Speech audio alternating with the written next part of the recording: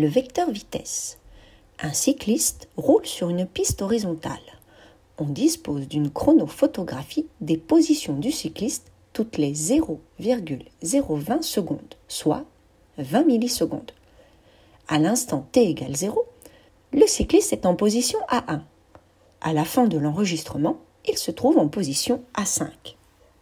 Comment représenter un vecteur vitesse? Nous nous poserons la question lorsque le cycliste est en A1.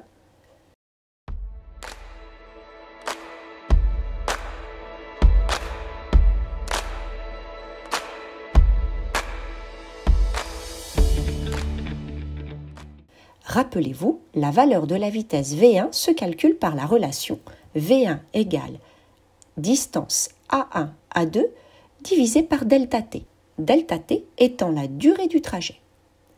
Voici les différentes étapes à respecter. Étape 1.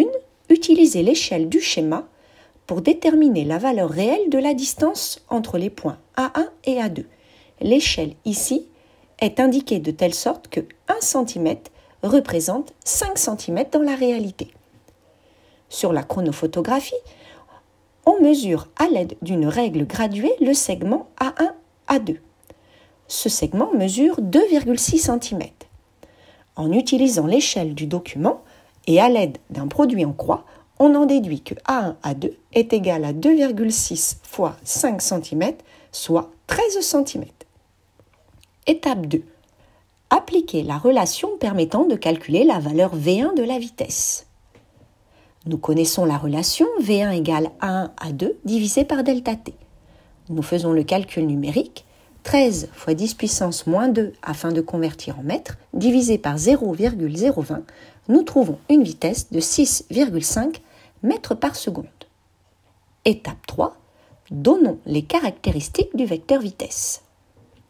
Les caractéristiques du vecteur V1 sont sa direction, celle du segment A1 à 2, son sens, celle du mouvement de A1 vers A2, et sa norme V1 égale 6,5 mètres par seconde. Étape numéro 4.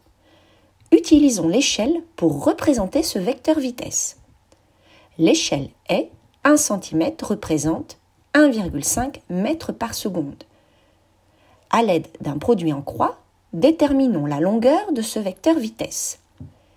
6,5 fois 1 divisé par 1,5, nous trouvons une longueur de 4,3 cm.